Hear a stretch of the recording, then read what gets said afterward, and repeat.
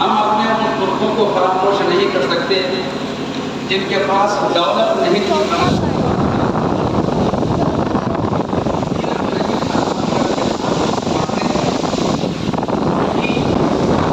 انہیں توفیق میسر آئی تھی،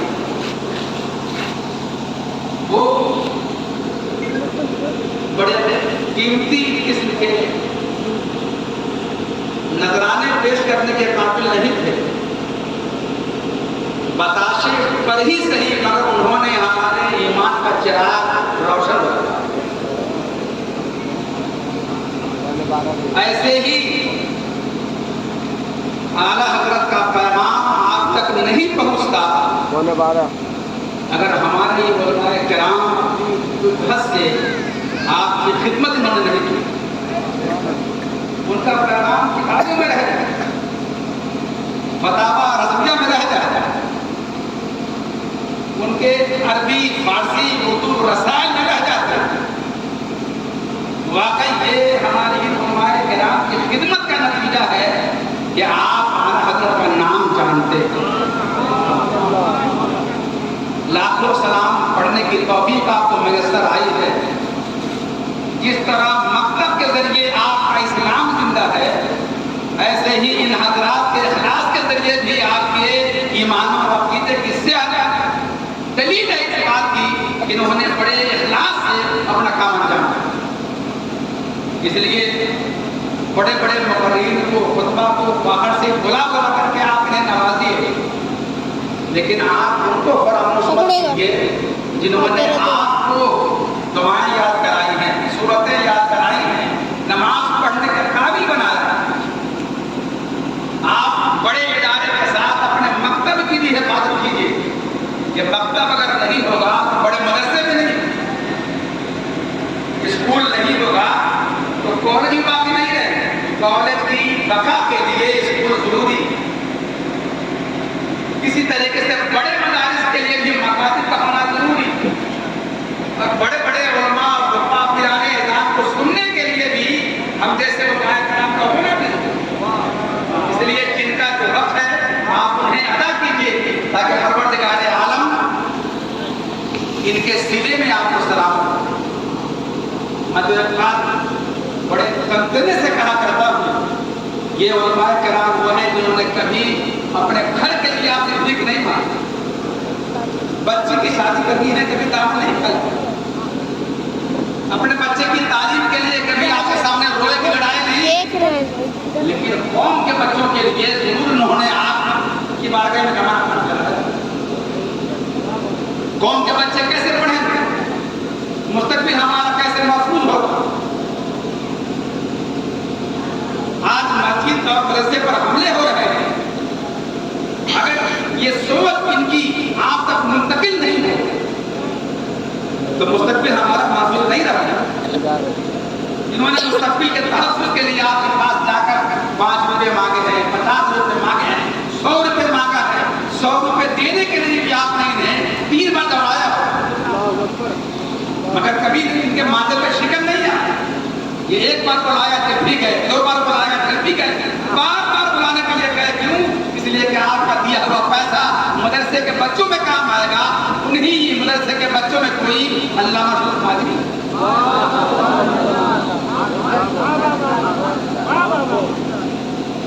بڑے بڑے افراد جنہوں نے واقعی دین کے لیے اپنی قربانی دی ہے، انہی چند بچوں میں کوئی نہ کوئی قابل بچہ ایسا ہے جو جماعت کی باخبر سوال دیتا ہے۔ مجھے نہیں معلوم وہ بچہ کون ہے، مگر پرورش سب کی ہوتی ہے، بلکہ ایک قدم آگے بڑھ کے آپ یہ بھی سماعت کریں کہ مدرسے میں تو وہ بچے آپ بھیجتے ہیں جو آپ سے سنبھلنے کے لائق نہیں ہوتے،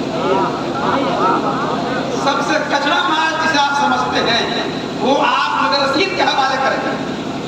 ارے یہ بچہ پڑھنے کے لائق نہیں ہے، مدرسے میں ڈال دو، اچھا بچہ ہے اسکول میں ڈال دو، خراب بچہ ہے مدرسے میں ڈال دو۔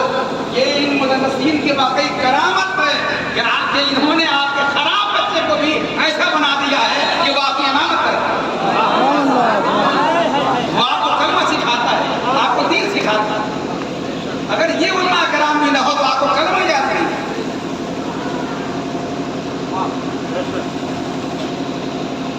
गए चूल्हा जलाने के लायक कब रहे हैं, जब छोटे छोटे लकड़ियों में लगी आप बना के रहे हैं। इन्हें आप छोटा मत समझिए, जब बहुत बड़े हैं इसलिए कि इन्होंने बुखारी पढ़ने की बुनियाद, बुखारी पढ़ने पढ़ाने की बुनियाद ये हमारे ऊपर है। इसलिए अगर ये बीमार पड़े तो आप समझिए ये दर्द आपके दिल में हो रहा।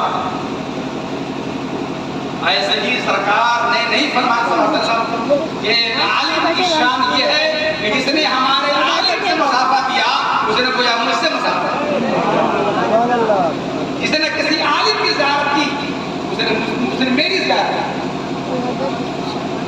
इनका मकाम समझे। ये बात इसलिए मैं कर रहा हूँ कि हज़रत हमारे अब्दुल रहमान साहब क़िबला ने कल पर यहाँ 30 साल जिंदगी के कीमती लम्हात गुजारे। मुझे पाक ने फरमाया कि मेरी उम्मत की उम्र 60 से 70 बरस। इस आदमी ने 60 से 70 बरस का 30 साल आपके हवाले कर दिया हो। आप सोचे कि उन्होंने जिंदगी का सबसे कीमती हिस्सा आपके हवाले किया, और ये जो कीमती हिस्सा आपके हवाले किया है इसमें इन्होंने बाकी कुर्बानी दी। स्कूल और कॉलेज की तनख्वाहें 30,000, 40,000, 50,000, 1 लाख। आज भी मदरसीन की तनख्वाहें 6,000, 7,000, 8,000, 10,000, इससे ज्यादा नहीं है।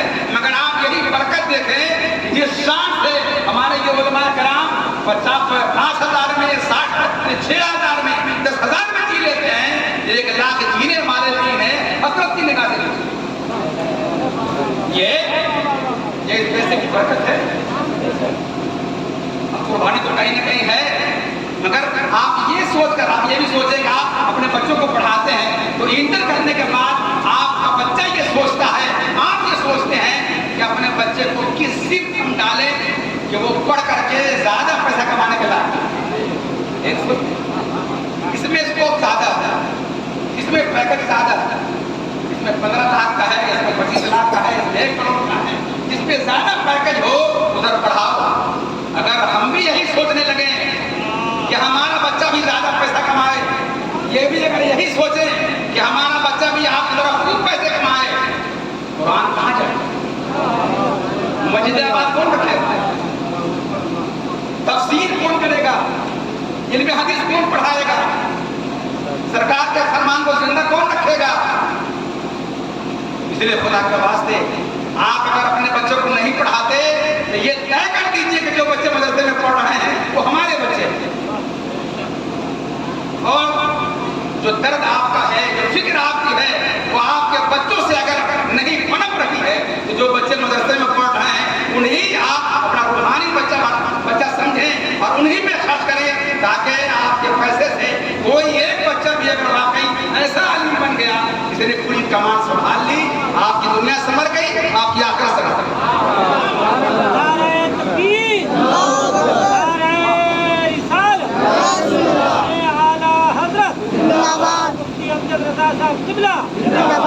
अपनी सोच बदलिए।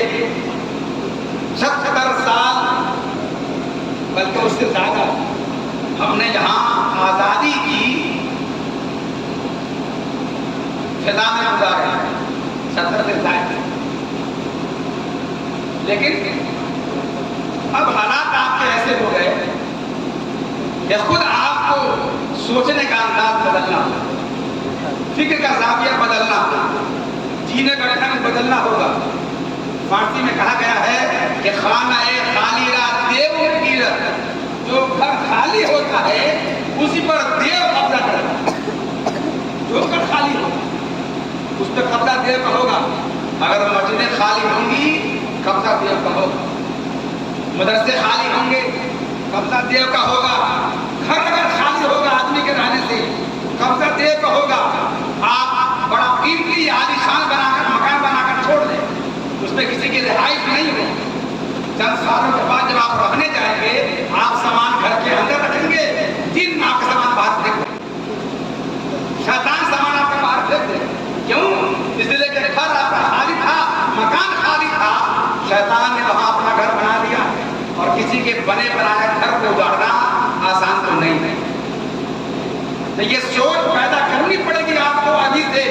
अगर मस्जिदें बचानी है, मस्जिदें आबाद करनी है। مدرسے بچانے ہیں، مدرسوں کو آباد کرنا ہوگا، محض نعروں سے کوئی کام نہیں ہوگا، نعروں میں زندگی کا رنگ بھرنا ہوگا، نعروں میں اپنے عمل سے روحانیت کی جوت جگانی ہو۔ اگر یہ فکر آپ نے پیدا نہیں کیا تو جن بچوں کے پیر میں کانٹا چبھنا گوارا نہیں ہے، کل ان کے سینے پر خنجر بھی ہو سکتا ہے۔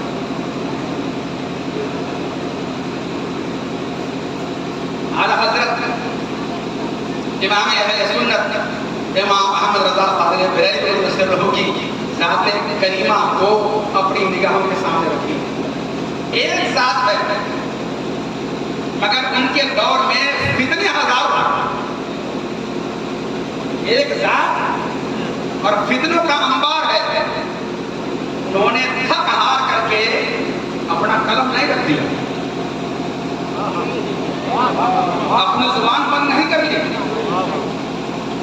بلکہ جتنے فتنے آئے، قرآن یہ ہے امام احمد رضا کا، جتنے فتنے آئے ہر فتنے کے مقابلے میں آپ نے کوئی نہ کوئی کتاب لکھی، اپنے وقت کا آپ نے ایسا استعمال کیا کہ ایک لمحہ بھی آپ نے ضائع نہیں ہونے دیا، بلکہ جو لمحہ آپ کے آرام کا بھی تھا، اس آرام کے لمحے کو بھی قربان کر کے ہمارے لیے، آپ کے لیے انہوں نے کنز ایمان کے ذکر وہ آدمی کا لمحہ تو تھا جب حضور صلی اللہ علیہ وسلم نے فرمایا تھا کہ حضور ترجمہ قرآن کی اصل ضرورت ہے، جو ترجمے مارکیٹ میں آ گئے ہیں اس سے ایمان خراب ہو رہا ہے، لہٰذا یہ کام بھی کر دے۔ تو آپ نے فرمایا تھا کہ کوئی خالی وقت اگر آپ کو سمجھ میں آتا ہے تو کریے، خالی تو کوئی وقت نہیں ہے۔ پھر خود ہی فرمایا ہاں قیلولہ سنت ہے، قیلولے کے لیے جو لمحہ مجھے میسر آتا ہے آپ اگر چاہیں تو ان کا استعمال کر سکتے ہیں۔ آپ دیکھیں کہ ایک تو قربانی وقت کی، دوسرے علمی استحضار، کتنے علوم و فنون ہیں، ترجمہ قرآن کرنے کے لیے ہر فن کا جاننا ضروری، ترجمہ قرآن کے لیے ہر فن کا جاننا ضروری۔ جن لوگوں نے لغت دیکھ کے ترجمہ کیا ہے وہی کوئی بیٹھا ہے، جنہوں نے صرف یہ دیکھا کہ کالا کا معنی کہنا ہے اور الحم کا معنی تعریف ہے، نستعین کا معنی مدد چاہنا ہے، بس لغت دیکھ کر کے جنہوں نے ترجمہ کیا وہ ایسے گمراہ ہوئے کہ ان کے ایمان کا دھوکہ بھی اڑ گیا۔ اگر ایک امام احمد رضا ہے جب ترجمہ کرنے بیٹھے تو جس آیت سے تقدیس الوہیت ثابت ہو رہی ہے اس کا ترجمہ ایسا کیا ہے کہ تقدیس کی روح سلامت ہے۔ اس آیت سے محبت رسول اور عظمت رسول کا پیغام بھی کہا ہے، ترجمہ ایسا کیا ہے کہ اس کی روح تابندہ ہے۔ اس آیت سے سائنسی معنی ثابت ہو رہا ہے، اس کا ترجمہ بھی آپ نے واقعی ایسا کیا ہے کہ سائنس کی روح مری نہیں ہے بلکہ پھڑک رہی ہے۔ اس لیے جب کوئی سائنٹسٹ کنز ایمان کا مطالعہ کرتا ہے اور وہاں پہنچتا ہے جس آیت سے کوئی سائنسی بات معلوم ہوتی ہے تو وہ سائنٹسٹ کہتا ہے ایسے تھے امام احمد رضا کہ اس آیت کا ترجمہ بھی ایسا کیا ہے کہ جس سے ثابت ہوتا ہے کہ سائنس سے کہتی ہے، تو قرآن پاک میں بھی، قرآن پاک کی آیت کریمہ بھی جو کہتا ہے سائنس بھی وہی کرتی ہے۔ ہمیں ادھر آ کر جائیں گے ایک پوری تقریر ادھر ہو سکتی ہے امام احمد رضا اور اردو میں سائنس، پوری تقریر ہو سکتی ہے۔ اور کیسے ہو سکتی ہے؟ ایک کتاب ہے امام احمد رضا کی، شاید ہمارے سامنے طلبہ اسکول کے کچھ اسٹوڈنٹ جو ہیں انہوں نے اسکولوں میں پڑھا ہوگا زمین گھوم رہی ہے، ایک پڑھا زمین گھوم رہی ہے، مگر امام احمد رضا نے اس موضوع پہ 3 کتاب لکھی، 3 کتاب لکھی، 2 کتاب ایسی جس میں قرآن سے حدیث پاک سے آپ نے یہ ثابت کیا کہ زمین ساکن ہے، گھوم نہیں رہی،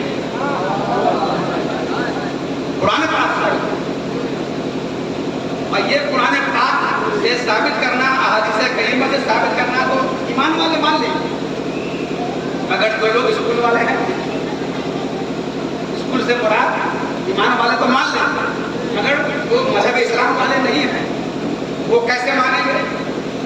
یا اسکول والے ہیں قرآن کے بعد ان کی عقل تو وہ ان کی روح تو مان لیتے ہیں، عقل نہیں مانے گا، اس کو گردن ٹکا دے گا کہ قرآن نے کہا ہے تو مان لیتے ہیں، مگر مان لینا اور ہے، مطمئن ہونا اور ہے، چپ ہو جانا اور ہے، اور آدمی کا مطمئن ہونا اور ہے۔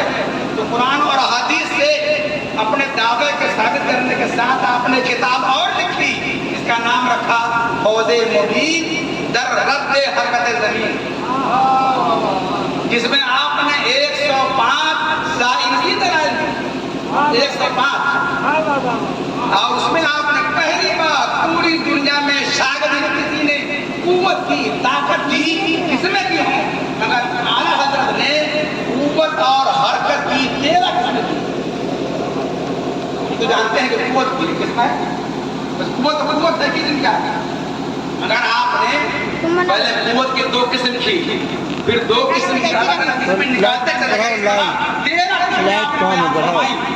اور 105 سائن کی دلائل کے ذریعے آپ نے نام لے لے کر کے یہ گیلیلیو ہے، کوپرنکس ہے، آئنسٹائن ہے، گیلیلیو ہے، یہ سب وہ سائنٹسٹ ہیں جن کا نظریہ ہے کہ زمین گھوم رہی ہے، آپ نے نام لے لے کر کے ان تمام کا رد کیا اور فرمایا کہ تمہارا کہنا جھوٹا ہے، میرے رب کا کہنا سچا۔ آپ کہیں گے وہ قرآن پاک کی آیتیں کون کی ہیں، آیت کون سی ہے؟ تو آیت سورہ یاسین کی۔ کمال یہی ہے، ترجمہ سب نے کیا مگر ترجمے کی روح تک سب نہیں پہنچ پائے، وہاں جن کے حصے میں پہنچنا تھا وہ امام احمد رضا تھا۔ دلیل کیسے نکالی؟ فرمایا سورہ یاسین میں ہے وَالشَّمْسُ تَجْرِی لِمُسْتَقَرٍّ لَہَا، سورج ایک مستقر کے گرد چکر لگا رہا ہے، سورج گھوم رہا ہے اور مستقر کون ہے؟ زمین، یعنی سورج زمین کے گرد گھوم رہا ہے۔ یہ آیت کریمہ اور اس سے حبر العلماء حضرت عبداللہ ابن عباس کی تفسیر کی روشنی میں آپ نے اپنا مدعا ثابت کیا کہ زمین ساکن ہے، سورج گھوم رہا ہے، زمین بھی ساکن ہے اور آسمان بھی ساکن ہے۔ نزول آیات قرآن بسکون زمین و آسمان، یہ کتاب کا نام یہ بھی ہے۔ تو میں یہ کر رہا تھا امام احمد رضا کو کہ ذات ایک، فتنے انیک، مگر آپ نے اپنے دور میں جتنے فتنے اٹھے ان تمام فتنوں کا تنہا مقابلہ کیا۔ اور کمال یہ ہے کہ فتنہ جس ذریعے سے آیا اس کا مقابلہ کیا، جس ذریعے سے آیا، عقیدے کے حوالے سے آیا اس کا مقابلہ کیا، سیاست کے پردے میں آیا اس کا مقابلہ کیا، مذہب کے پردے میں آیا اس کا مقابلہ کیا، عقل کے پردے میں آیا اس کا مقابلہ کیا، نیچر کے پردے میں آیا اس کا مقابلہ کیا، یعنی جس زاویے سے، جس جہت سے، جس طرف سے بھی دین اسلام پہ حملے ہوئے، امام احمد رضا نے ان تمام فتنوں کا ایسا مقابلہ کیا کہ ہم کو لڑنے کے لیے بھی آپ نے 1000 سے زائد کتابیں پڑھائی۔ اللہ اکبر، زندہ باد، زندہ باد، زندہ باد۔ سائنس کی بات آئی ہے تو ایک بات اور، ایک بات اور، جب پہلے پہل یہاں نہیں بلکہ دوسرے ملک میں، یورپ ہی میں، جہاں الٹرا ساؤنڈ کی ایجاد ہوئی، پہلے پہل، اور اس مشین کے ذریعے کیا کرتے تھے کہ بچے کی پیدائش سے پہلے دیکھ لیتے تھے کہ بیٹا ہے کہ بیٹا، دیکھ لیتے تھے۔ ایک پادری نے قرآن پاک کے فرمان پر اعتراض کیا کہ تمہارا قرآن یہ دعویٰ کرتا ہے کہ 5 علوم ایسے ہیں کہ اللہ کے علاوہ کوئی نہیں جانتا، جن میں یہ بھی ہے کہ ماں کے پیٹ میں کیا ہے۔ ایک دعویٰ قرآن پاک کا یہ بھی ہے کہ ماں کے پیٹ میں کیا ہے कोई नहीं जानता। ये तुम्हारे कुरान का दावा है। हमने एक ऐसी मशीन ईजाद की है कि मशीन के जरिए हम जान जाते हैं कि माँ के पेट में क्या है। आपके तुम्हारे कुरान का दावा तो झूठा हो, हालांकि हमारा कुरान सच्चा है। एक एक लफ्ज नहीं, हर नुक्ता सच्चा है। कुरान पाक का ये दावा कि माँ के पेट में क्या है कोई नहीं जान सकता, ये अपनी जगह सच्चा। मगर पादरी ने कहा हमने जो मशीन ईजाद की है उस जरिए से हम पहले ही जान लेते हैं कि माँ के पेट में क्या है। लिहाजा आकर कुरान तो माशाअल्लाह क्या होगा। अब ऐसा दावा अगर मुझे आला हजरत के यहाँ तो गैर मानी जोश में नहीं जाए। ऐसे मसले में इमाम अहमद रजा एक दो सफा नहीं पूरी किताब लिख देते। जब भी ऐसा कोई मसला आया पूरी किताब लिखिए।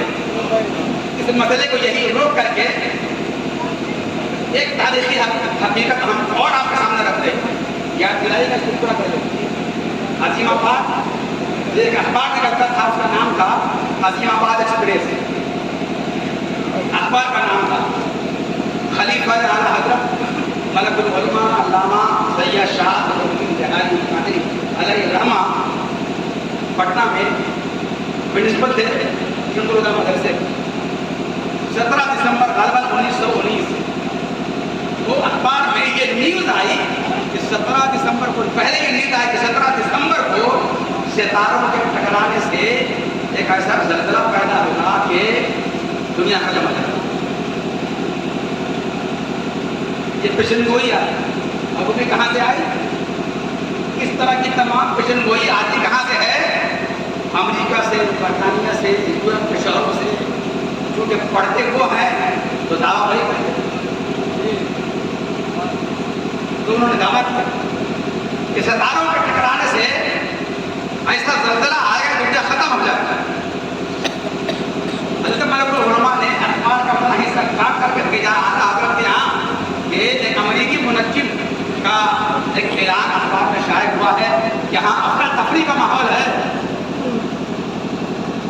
आप इस सिलसिले में क्या इरशाद सुना? आप अंदाजा लगाइए। दुनिया भरी हुई थी मगर सवाल कहीं नहीं गया कहाँ?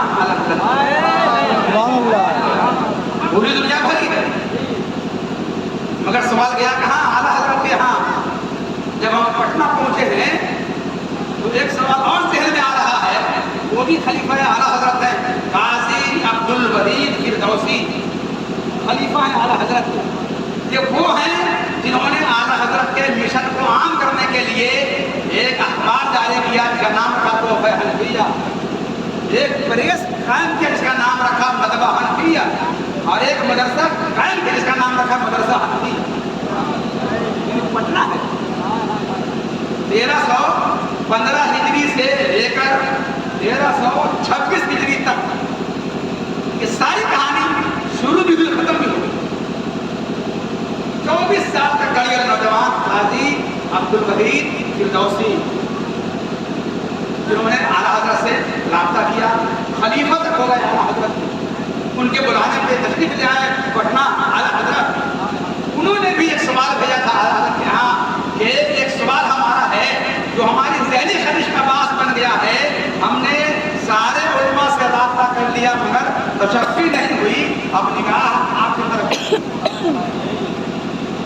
देख रहे हैं। हर बड़ा जब थक जाता है तो आखिर में किससे रुजू करता है? आला हज़रत से। इसीलिए दुनिया उनको आला हज़रत करती है। अगर ज़हनों में ये सवाल कटिश करता हो कि अरे भाई इतने हज़रत थे सबको नहीं कहा आला हज़रत, सिर्फ इनको कहा आला क्यों? बाद लोग तो इससे आगे बढ़कर कहते हैं हुज़ूर पाक का नाम लेना हो तो हज़रत मोहम्मद मुस्तफ़ा सल्लल्लाहु अलैहि वसल्लम। जब आला का नाम लेता है तो आला हज़रत गोया कि इन लोगों ने नबी पाक से भी बढ़ा दिया है। वो हज़रत आला हज़रत देखिए जी, आला हज़रत अपना ज़हन साफ करें। जब कोई लक़ब किसी को मिलता है तो वो उनके दौर के एतबार से मिलता है, उनके ज़माने के एतबार से मिलता है। जब कहा गया आला हज़रत इसका मतलब ये हुआ कि उनके ज़माने में जितने हजरत थे उन तमाम हजरत में सबसे आला आला हजरत है।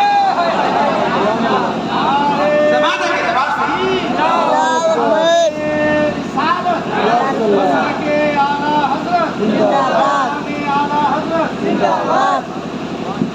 तो उन्होंने भी एक सवाल किया था, मेरा मसला हल कर दीजिए।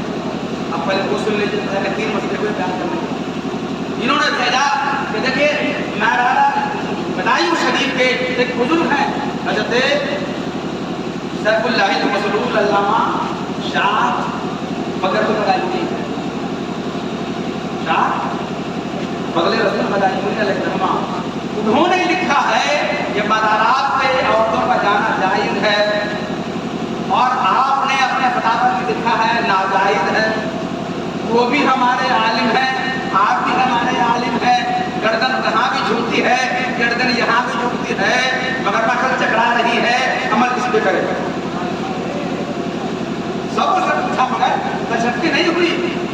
अब आपकी तरफ रुजू किया है, आपने फरमाया कि बस 11:55 या 58 मिनट होने के आए, कुरान पाक सुन करके आ रहा हूँ कि आपका जवाब दे रहा हूँ। कुरान पाक सुन करके आए, तरावी पढ़ा करके आए, पढ़ करके आए, इतने थके होते हैं कि सवाए सोने के और कुछ करने की हिम्मत ही नहीं होती। मगर आला हजरत हैं 12 बजने वाले हैं, मगर गरम खाते हैं, फरमाते हैं आपने सवाल पूछा है तो पहले आपका जवाब दे दूँ। और जवाब क्या है? तो 3 सवाल थे, 3 सवाल थे, तो तीनों का जवाब कितना तवील होगा, मगर आपने अपना आराम कर दिया। कोई मसला पूछने वाला पूछ रहा है, पहले जवाब देना जरूरी है, आराम नहीं। मैं एक मसले का जवाब याद करता हूँ, यही जो हमने अर्ज किया। उन्होंने जो लिखा है ये जायज़ नहीं है, वो भी सही, वो भी सही, और हमने जो लिखा है ये भी सही। हम चकरा रहे हैं आपको कि मसला अगर एक होगा तो दोनों सही कैसे होगा? वो सही होगा तो ये गलत, और ये सही होगा तो वो गलत। मगर ऐसे ही मसले के हल का नाम तो आला हजरत है। जो मसला ला यनहल हो, जो किसी से हल नहीं हो पाए, उसी मसले को हल करने वाले को यहाँ आला हजरत कहते हैं। वो भी सही है और ये भी सही है। कैसे? आप पूछेंगे मुफ्ती साहब से, ये बताएंगे आपको। क्या बताएंगे? कि आप मैंने असल के एतबार से, असले मसला के एतबार से वो सही है, यानी अहादीस करीमा में उनके वहाँ जाने से ममानियात भी नफ्स ही नहीं है, ये असल मसला। मगर कितने ऐसे मसले हैं कि हालात के बदलने से बदल जाते हैं। हालात बदलेंगे, मसला बदलेगा, अफराद बदलेंगे, आदमी बदलेंगे, वो मसला बदलेगा, जमाना बदल जाएगा, वो भी मसला बदल सकता है। तो लेकिन कुछ यही है का कम मिन अमरिन यख्तलिफु बिइख्तिलाफिल अमकाने वल अज़माने वल अफराद। कितने ऐसे मसले हैं कि कभी जमाने के बदलने से, कभी जगह के बदलने से, और कभी आदमी के बदलने से बदल जाता है। ऐसे ही ये जो मसला है अपनी असल के एतबार से जाना जायज़ है, मगर अब जायज़ नहीं। अब जायज़ नहीं क्यों? इसलिए कि जिस दौर में जाना जायज़ था उस वक्त निगाहें पाकीज़ा थी, निगाहें पाकीज़ा थी, जाने वाला भी खशियत इलाही का फिक्र था, जाने वाले भी खौफ इलाही में कांपने वाली थी। मगर अब वो जमाना नहीं रहा। अब तो मज़ारात पे वो लोग जाते हैं जिनकी निगाहें बेबाक, जिनकी नीयत खराब है, तो खराब नीयत के साथ वहाँ हाजिरी देते हैं, और अगर अच्छी नीयत से जाए तो गलत चीजों पे निगाह पड़ने से उनका नफ्स बहकता है, दिमाग उनका बहकता है, ज़हन मुंतशिर होता है। लिहाजा ऐसे आलम में शरीयत कहती है कि मफासिद का दफा करना जरूरी है। लिहाजा पहले कभी असले मसला में जायज़ रहा होगा, लेकिन अब नजर बहाले जमान औरतों का मसला से जाना जायज़ नहीं है। ये तो आपने पढ़ लिया, 30 मिनट हो गए। हाँ, सवाल आ सकता है कि ये मसला कर लिया आधा घंटा आप ये जहन की खलिश का वही इलाज करते हैं। मोबाइल में 1 घंटा हुई है और फरमाते हैं इसकी नज़ीर औरतों का मस्जिदों में जाना है। 12:18 औरतों का मस्जिदों में जाना कि 12:18 मिनट सुबह का होता है। मस्जिदों में जाती थी, सुबह कब होता है? लेकिन जब सैयदना उमर 4, साढ़े 4 बजे। ज़माना आया अब सुबह लोग सैयदना आयशा सिद्दीक़ा ने फरमाया बहुत में अगर आप हुज़ूर पाक 11 बजे पहली एतबार से 1 बजे हमारे दरमियान 12 होते तो 12:20 हो रहा है। मस्जिदों में जाने से रोक देते। 12:20 12 के इसलिए कि अब निगाहों में वो पाकीज़गी नहीं रही, नियतों में वो इखलास नहीं रहा। इसीलिए सैयदना उमर फारूक ने औरतों को मस्जिदों में जाने से मना फरमा दिया और सारे सहाबा किराम ने उनके इस फैसले की तारीफ की। तो अपनी नस्ल के एतबार से औरतों का मस्जिदों में जाना जायज था, है नहीं? देखो कि आप ये कहेंगे वो भी जायज है, ये भी जायज है, नहीं, वो जायज था, अब जायज नहीं है। ऐसे ही औरतों का मज़ारात पे जाना कभी जायज रहा होगा, अब जायज नहीं है। ये है इमाम अहमद रज़ा जो मसले को ऐसे हल। तो मैं अर्ज़ कर रहा था कि हज़रत मलकुल उलमा ने साइंसी मसला जब सामने आया कि सितारे टकराएंगे, ज़लज़ला आएगा, दुनिया ख़त्म हो जाएगी, ऐसे मसले के हल के लिए भी पूरी दुनिया भरी थी, मगर निगाह कहाँ थी? इमाम अहमद रज़ा की तरफ। अखबार का तराशा भेजा, इमाम अहमद रज़ा ने उस तारीख के आने से पहले उसका जवाब लिखा, मगर जवाब एक सफ़ा नहीं, 2 सफ़ा नहीं, 5 सफ़ा नहीं, बल्कि पूरी किताब इस मसले पे आपने लिखी, पूरी किताब लिखी और वो किताब छप गई। उसमें आपने लिखा कि अमरीकी मुनज्जिम वो झूठा है, उस तारीख में न सितारे टकराएंगे न सितारों का टकराने की कोई चाल ऐसी है, वो झूठा है। उस दिन ऐसा कुछ नहीं होने जा रहा है, सितारे अपने चाल पर रहेंगे और दुनिया अपनी चाल पर रहेगी। क़यामत आने में अभी सैकड़ों वर्ष दुनिया की निगाह टिकी रही, अब सितारे टकराएंगे, अब सितारे टकराएंगे, अब दुनिया तबाह होगी। मगर घंटा गुजरा, गुजरते गुजरते वो पूरी तारीख गुजर गई और दुनिया ने देखा जो इमाम अहमद रज़ा ने फरमाया था हर बात साबित है। अब चले अल्ट्रासाउंड की तरफ। पादरी ने कहा हमने ऐसा आला इजाद किया है कि उसके जरिए से हम पहले ही जान जाते हैं माँ के पेट में क्या है। महाराज ने फरमाया कि तुम जाहिल, पूरी किताब लिखी, फरमाया तुम जाहिल हो। रब के फरमान का ये मतलब ही नहीं है कि आदमी सिर्फ इतना जान ले कि माँ के पेट में बेटा है कि बेटी, ये मतलब ही नहीं है। ये तो इतनी छोटी बात है कि तुम्हारे मशीन की क्या जरूरत है।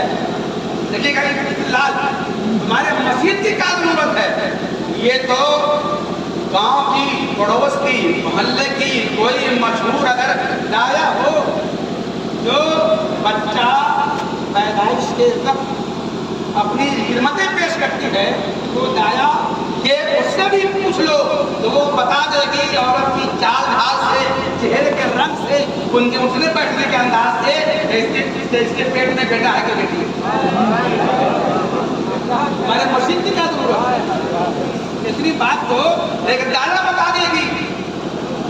रब के कलाम का मतलब ये है कि बेटा बेटी ही नहीं, ये कैसा होगा, गोरा होगा, काला होगा, मोमिन होगा, काफिर होगा, रिज़्क़ पाने वाला होगा, नहीं होगा, कैसा मुकद्दर वाला होगा।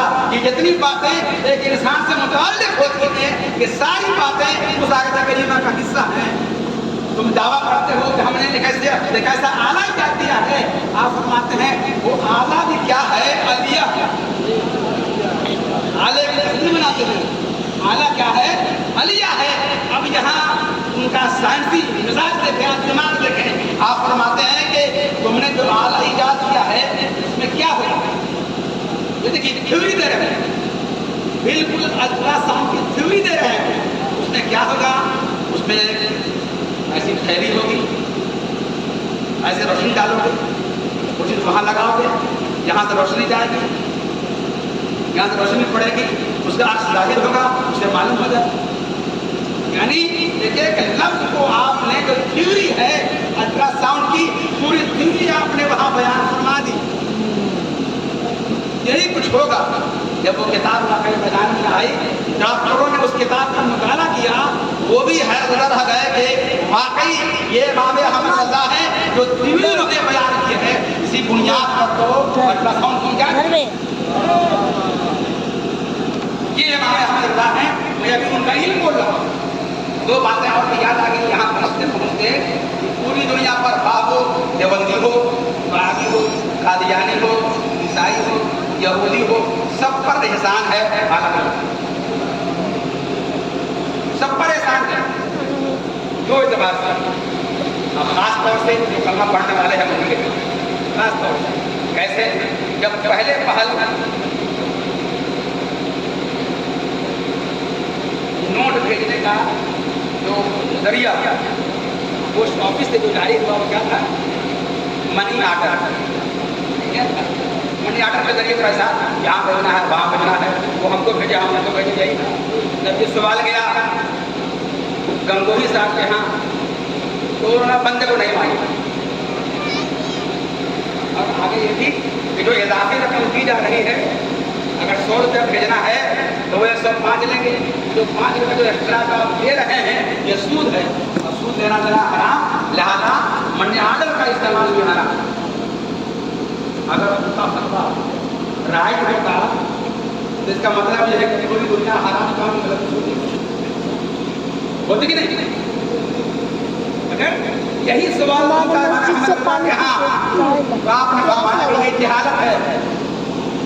जो 5 रुपए पोस्ट ऑफिस वाले एक्स्ट्रा ले रहे हैं वो सूद नहीं है, बल्कि वो हमारे काम का मुआवजा है।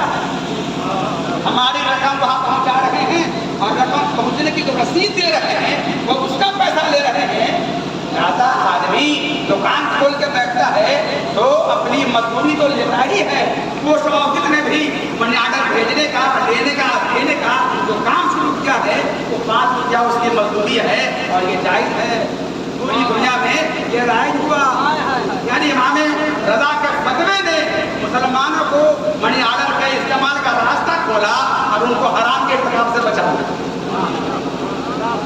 और दूसरा बात, जब पहले नोट क्या था, चांदी का सिक्का, सोने का सिक्का, और उसके बाद जब कागज का नोट पहल आया तो हिंदुस्तान के उसी गंगोही के पास के सवाल गया तो अकल चकरा गया। उन्होंने चांदी का सिक्का देखा था, सोने का देखा था, ढले हुए सिक्के देखे थे, मतलब नोट के बारे में जब सवाल गया अकल चकरा गई। बोले बंदे को इसका हुक्म नहीं मालूम, तो बंदे को इसका हुक्म नहीं मालूम।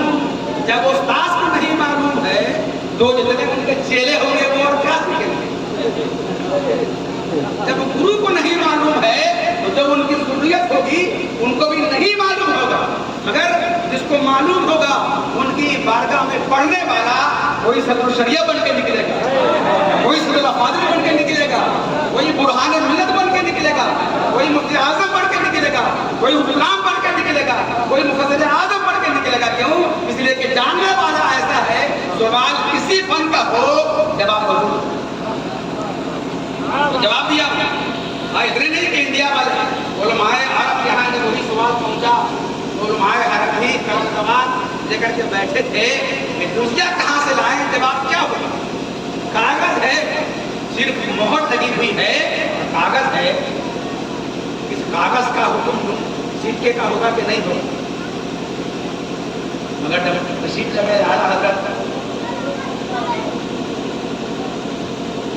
उलमाए अरब के यहाँ शायद मुक़द्दस आपके सामने सवाल आया, उलमाए कलम लाई, कागज शुरू कर दिया। एक कुछ लिखा, दो कुछ लिखा, फिर कुछ लिखा, लिखते चले गए, लिखते गए, लिखते गए, पूरी किताब लिख दी और फरमाया कि कागज का नोट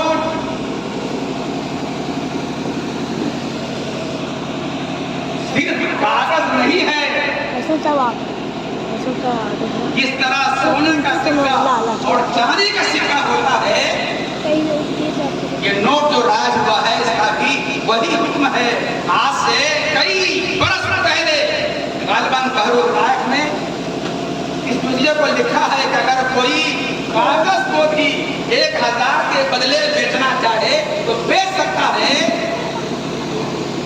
कई 100 बरस पहले जो बात उन्होंने कही थी, आज के दौर में कागज इस मंजिल में आ गया है कि वो 1000 के सिक्के के मुकाबले में एक नोट उसके सामने में रख दिया जाए और ये कागज तो लिहाजा ये कागज का नोट भी हमारे यहाँ जायज है, इसका इस्तेमाल जायज है। इससे पहले जितने ममालिक हैं तमाम ममालिक के लोग महवे हैरत थे कि इसका इस्तेमाल जायज है कि नाजायज है।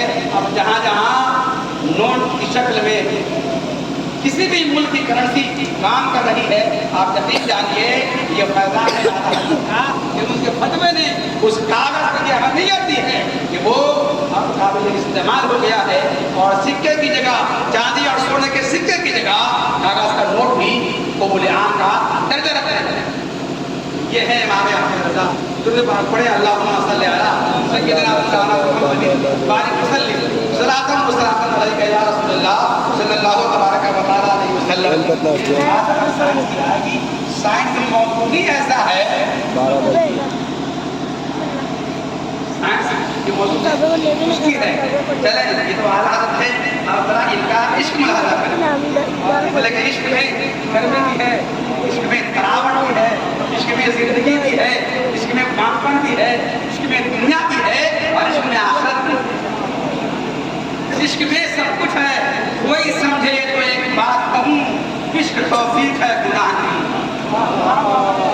कोई समझे तो एक बात कहूँ, इश्क तौफीक है गुनाह नहीं। जिसे ये इश्क मिल जाए वो खुदा वाला कहलाता है और जो इस इश्क से महरूम रह जाए वही नामुरादी का शिकार होता है। आला हजरत आशिकी नहीं थे, इमामुल आशिकीन। आशिक को कैसा होना चाहिए ये सबक पढ़ा इमाम अहमद रज़ा ने। आप उनकी जिंदगी का मुताला करें, आप जागते हैं तो आपकी जुबान पे कलमा होता है रिसालत मोहम्मदी का। सोते हैं तो मोहब्बत रसूल का पैकर बन के सोते हैं। कलम चलता है तो उससे इश्क की खुशबुएं फूटती हैं। जब आप फतवा लिखते हैं, मौजू कोई भी हो, फतवे से भी इश्क का दामन झांकता है। मौजू कोई भी हो, इश्क का रंग जौबन के वहां नजर आता है। अब ये है इमाम अहमद रज़ा ने इश्क को इस पहलू में पेश किया है कि जिंदगी की सारी वो नज़ीरों को आपने इसके माहौल में बनाकर पेश किया। आपको अगर देखना हो तो मैं इमाम रज़ा के इश्क का दर्पण आपको दिखाऊं। सामियाना आपने देखा, कोई कह सकता है कि ये नाच है। सामियाना हमने देखा, आसमान का सामियाना है, मगर ये नाच है नहीं। किसी शायर का ज़हन वहाँ नहीं गया कि ये नाच है, मगर इमाम रज़ा ऐसे आशिक रसूल है कि आपने आसमान बने हुए आसमान में भी नाच का पहलू निकाला। फरमाया न आसमान को यूं सरकशीदा होना, न आसमान को यूं सरकशीदा होना था, किनारे खाके मदीना खमीदा होना, किनारे खाके मदीना खमीदा होना था। आप मुलाजा फरमाया आसमान को कई दूर आपको झुका मालूम हो। यहाँ से आप देखेंगे तो लगेगा कि आसमान कहीं झुक गया है। ये आसमान जो झुका हुआ नजर आता है, इसको भी नाक का उन्माद दिया इमाम रज़ा ने। और फरमाते हैं कम हो गई पुश्ते फलक इस्ताने ज़मीन से। ज़मीन के ताना देने से आसमान की कमर झुक गई है। कम हो गई पुश्ते फलक इस्ताने ज़मीन से। सुन हम पे मदीना है वो रुतबा है जब ज़मीन ने ताना दिया। अल्लाहु अकबर या रसूल अल्लाह जिंदाबाद। जब इमाम अहमद रज़ा ने सूरज को देखा, दुनिया कहती है सूरज उग गया है, दिन हो गया है, इस पे कोई पहलू नाक का नहीं है, मगर इमाम अहमद रज़ा है नाक का पहलू निकालते हैं और फरमाते हैं जिनको उड़ से महर समझा है जहाँ के मुनिमों उनके खाने दूध से है एक नाम सोखता, यानी उनके जूदो सखाते जली हुई रोटी है, सूरज एक जली हुई रोटी है। चलिए सूरज के बाद समझ में नहीं आई, हम चांद से उनका एक आपको समझाते हैं। चांद की 3 सूरत है, निकलता है अलग रंग है। 14वीं का चांद अलग रंग में है। जब चांद घटते घटते थोड़ा बचता है उसका रंग और है। इमाम रज़ा ने हर रंग को नाम का उन्मान किया, हर रंग को नाम का उन्मान। जब चांद निकलता है तो उसकी शक्ल कैसी होती है? बिल्कुल ऐसे जैसे आप नाखून को मुसल्लम काटेंगे तो वो चांद की तरह होगा। अगर नाखून को मुसल्लम काटेंगे तो वो चांद की तरह होगा। अब फरमाते हैं आला हजरत, दिल अपना भी शहदाई है उस नाखून पाका।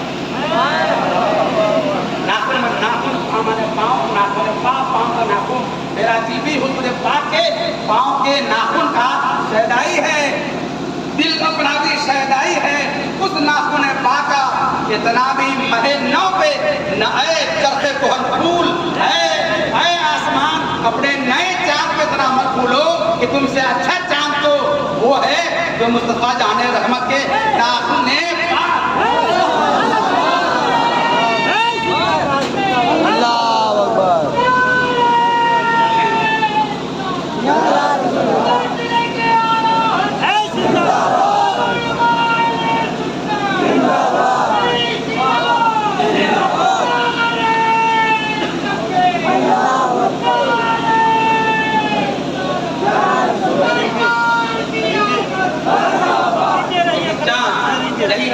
पढ़ते पढ़ते 14वीं का चांद हो गया। इमाम रज़ा ने वहाँ भी नाम का उन्मान तलाशा, लेकिन सरकार के जलवे आदमी अगर वाकई आशिक हो तो जिधर देखेगा उधर पाक इसके जलवे नजर आएंगे। मेरी एक किताब आ रही है नज़रियात रज़ा, 100 से ज़ायद उन्मानात हैं। आप अगर कोई उन्मान चुने, दीवार नाक मिल जाए, पत्थर नाक मिल जाए, भाव नाक मिल जाए, फूल नाक मिल जाए, चिटाई नाक मिल जाए, नाक मिल जाए, दरख्त नाक मिल जाए, थोड़ा नाक मिल जाए, यानी जो पहलू जो लफ्ज आपके मुंह से निकले इंशाअल्लाह रहमान मैं कोई न कोई शेर आपको सुनाऊंगा। हजरत का वो किताब हमारी आ रही है कि 14वीं का चांद जब पढ़ते पढ़ते 14वीं का चांद हुआ तो आपने मुलाजा किया होगा उसमें क्या ये दाग उसमें आया कैसे? एक फिक्र पेश करते हैं आला हजरत कि चांद पर चढ़ते ही चांदी में स्याही आई। चांद पर चढ़ते ही खुशी मिलेगा मेरा को सफर किया आपने, सफर करते गए चांद पे चढ़ते ही चांदी में स्याही आ गई। कर चुकी हैं बद्र को 1 साल बाहर एड़ियां। सरकार के एड़िए मुबारक ने वो कमाल किया है कि इनकी चमक ने 14वीं रात के चांद को भी यानी मुनस्से से बाहर कर दिया। जो चमक सरकार की एड़ी में है तो 14वीं रात के चांद में मिले। यही चांद घटता गया तो फिर कैसा बन गया? जैसे ये अब कमान की तरह इसको भी इमाम रज़ा ने सोचा कि खट तो गया है मगर ये खटते घटते वैसा ही क्यों हुआ? तो आप फरमाते हैं कि हिलाल कैसे न बनता, तेवर देखे होगा हिलाल कैसे न बनता कि माहे कामिल 14वीं रात का चांद है, माहे कामिल है, मगर वो हिलाल बन गया है घटते घटते। आप फरमाते हैं कि हिलाल ऐसे न बनता कि माहे कामिल को सलामे अब्नुबे शाह में कमीना होना, सलामे अब्नुबे शाह में कमीना होना था। आगे बढ़ के देखें, फूल खिल जाए तो नाक है और फूल कुम ना जाए चाहे भी नाक है। इमाम रज़ा ने खिले हुए फूल को भी नाक कहा है, जो फूल मुरझा गया है उसको भी आपने नाक कहा है। आप फरमाते हैं फूल खिला है, कैसे फरमाते हैं? ये जब सबा आती है तैबा से ही है, जब सबा आती है याद रखिएगा नसीम वो है, बादे नसीम वो तैबा जाती है नहीं? नसीमा जाती हुए बधा गुजर, और उर्दू में है नसीम कुए जाना है नहीं? है नसीम कुए जाना, तो बादे नसीम तैबा जाती है और बादे सबा तैबा से आती है। इसलिए फरमाते हैं सरकार मुफ्ती आजम हिंद पैगाम लेके जो भाई सबा मदीने से आती है, सबा आती है, पैगाम लेके जो भाई सबा मदीने से मरीज इश्क की लाई दवा मदीने से, तो जो सबा मदीने से आती है उसके बारे में फरमाते हैं आला हज़रत, जब सबा आती है तैयबा से इधर खिलखिला पड़ती है कलियां यकसर। फूल खिलने से पहले क्या है? कली है, कली है। जब सबा तैयबा से आती है और जब तैयबा की हवा लगती है तो ये कली खिल के फूल हो जाती है। जब सबा आती है तैयबा से इधर खिलखिला पड़ती है गलियां यकसर और फूल जामे से निकलकर बाहर रुखे रंगी की सुना करते हैं। फूल जामे से निकलकर बाहर रुखे रंगी की सुना करते हैं। बाद सबा आई मदीने से तो उसने गली को फूल बना दिया, मगर जब फूल फुला गया है तो इसके फुलाने की हिकमत क्या है? फुलाने की हिकमत क्या है?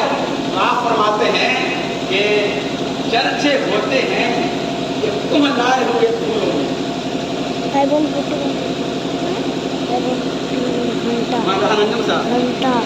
चर्चे होते हैं ये तुम लाए हुए फूलों में, क्यों ये दिन देखते बातें को बुलावाने आ रहा, क्यों ये दिन देखते? अगर हमने